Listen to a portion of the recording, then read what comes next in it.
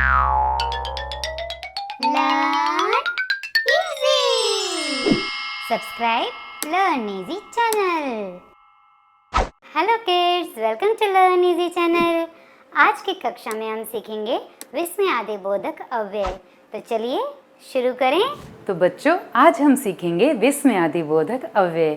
तो देखें विस्मयादिबोधक अव्यय क्या होता है। ऐसे शब्द जो वाक्य में आश्चर्य, हर्ष, शोक, घृणा आदि भाव व्यक्त करते हों, वे विस्मयादिबोधक कहलाते हैं। और ये देखिए विस्मयादिबोधक का चिन्ह कैसा होता है। इस तरीके से एक सीधा डंडा और नीचे डॉट, ये होता है विस्मयादिबोधक का चिन्ह।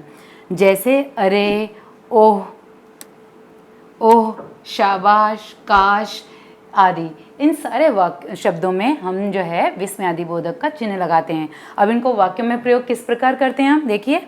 अरे ये क्या हुआ, ओह तुम आ गए, शाबाश तुमने बहुत अच्छा काम किया, काश तुम यहाँ होते। तो बच्चों, विस्मयादिबोधक के 10 भेद होते हैं। अभी मैं आपको सारे भेद एक एक करके बताती हूँ कि कौन कौन से भेद होते हैं। तो चलिए देखते हैं विस्मयादिबोधक के कौन कौन से भेद होते हैं। पहला भेद है शोकबोधक। इसमें जब शब्दों से हमें शोक का बोध होता है तो उसे शोकबोधक कहते हैं। जैसे हे राम, बाप रे बाप, ओह, उफ, इस तरीके के शब्द जो हैं इसमें शोकबोधक में प्रयोग किए जाते हैं। अब जैसे देखिए हे राम से हम किस प्रकार से वाक्य बना सकते हैं। हे राम, ऐसा मेरे साथ ही क्यों होता है। बाप रे बाप, अब मेरा क्या होगा। ओह ये क्या हुआ। इस तरीके के वाक्य हम प्रयोग में ला सकते हैं। अब आगे देखिए दूसरा भेद है तिरस्कार बोधक, जिसमें तिरस्कार की भावना उत्पन्न होती है। उन शब्दों को हम जो है तिरस्कार बोधक कहते हैं। जैसे छी, धिक्कार, चुप, हट, धत, इस तरीके के शब्द जो हैं ये तिरस्कार बोधक कहलाते हैं। जैसे अब इनको वाक्यों में प्रयोग किस प्रकार करेंगे। छी कितनी गंदी जगह है। अब आगे देखिए धिक्कार, अगर तुम ये भी नहीं कर सकते तो धिक्कार है तुम पर। अब चुप का देखिए किस प्रकार वाक्य बना सकते हैं। चुप, लगता है कोई आ गया है। तो इस तरीके से हम इन शब्दों को वाक्यों में भी प्रयोग कर सकते हैं। अब आगे देखिए स्वीकृति बोधक, जिन शब्दों से हमें स्वीकृति का बोध होता है उसे स्वीकृति बोधक कहते हैं। जैसे अच्छा, ठीक, जी हाँ, बहुत अच्छा, इस प्रकार के शब्द जो हैं ये स्वीकृति बोधक शब्द कहलाते हैं। जैसे अच्छा फिर ठीक है, तुम यही चाहते हो तो फिर ठीक है, जी हाँ मैं ही वह इंसान हूँ, इस तरीके के शब्द जो हैं यहाँ पे बहुत अच्छा, सही कहा तुमने। तो इस तरीके के शब्द जो हैं ये स्वीकृति बोधक के अंतर्गत आते हैं। चौथा भेद देखिए संबोधन बोधक, जिन शब्दों से संबोधन का बोध होता है उन्हें संबोधन बोधक कहते हैं। जैसे अजी, अरे, हेलो, ए, ओ, इस तरीके के शब्द जो है हम किसी दूसरे को संबोधन के लिए इस्तेमाल करते हैं। जैसे अजी सुनते हो, अरे रुको तुम कहाँ जा रहे हो, हेलो आप कौन बोल रहे हैं। तो इस तरीके के शब्द जो है हम संबोधन में प्रयोग करते हैं, तो इसीलिए इसे संबोधन बोधक कहते हैं। पांचवा भेद देखिए हर्ष बोधक, जिसमें हर्ष का मतलब है जो है खुशी का बोध होता हो, उसे हर्ष बोधक कहते हैं।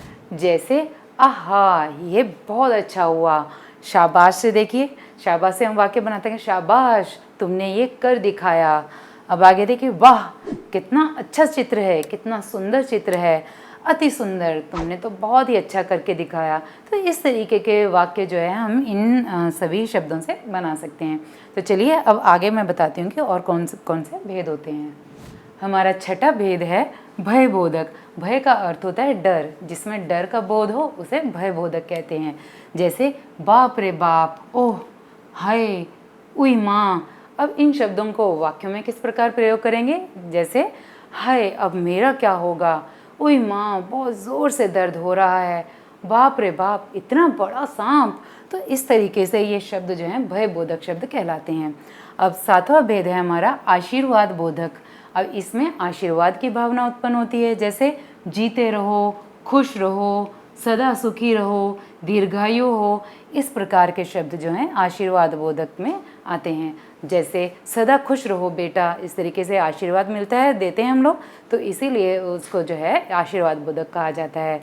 जीते रहो पुत्र, तुम्हें कामयाबी हो, इस तरीके के जो हैं हमें शब्द जो हैं आशीर्वाद के तौर पर हमें मिलते हैं, तो इसीलिए ये आशीर्वाद बोधक कहलाता है। हमारा 8वां भेद है अनुमोदन बोधक। अनुमोदन का अर्थ होता है प्रसन्नता, तो इसीलिए जिस जहाँ पर हमें प्रसन्नता का बोध होता है उसे अनुमोदन बोधक जो है ये कहते हैं। हाँ, बहुत अच्छा, अवश्य, इस तरीके के शब्द जो हैं इसमें प्रयोग किए जाते हैं। जैसे अवश्य तुम ये कर सकते हो, बहुत अच्छा, अब आगे जाकर दिखाओ, हाँ हाँ हम ज़रूर मिलेंगे, तो इसीलिए ये शब्द जो हैं ये अनुमोदन बोधक में आते हैं। आइए अब देखते हैं 9वां भेद, जिसको कहते हैं विदास बोधक।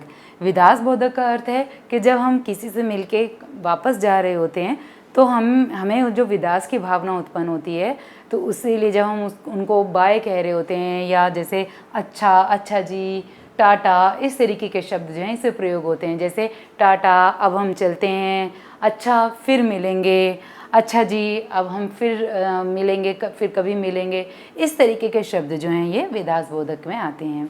हमारा 10वां भेद है विवशता बोधक। इसमें काश, हे भगवान, कदाचित, इस तरीके के शब्द जो हैं ये प्रयोग में होते हैं। जैसे काश मैं भी ये कर पाता, हे भगवान अब मेरा क्या होगा, तो इस प्रकार इन शब्दों को हम वाक्यों में प्रयोग करते हैं। तो बच्चों, आज की कक्षा में हमने विस्मयादि बोधक के बारे में जाना कि विस्मयादि बोधक किसे कहते हैं, और उसके 10 भेद भी जाने। तो बच्चों, आज की कक्षा में इतना ही, अगली कक्षा में फिर मिलेंगे, तब तक के लिए bye. Learn easy. Subscribe Learn Easy channel.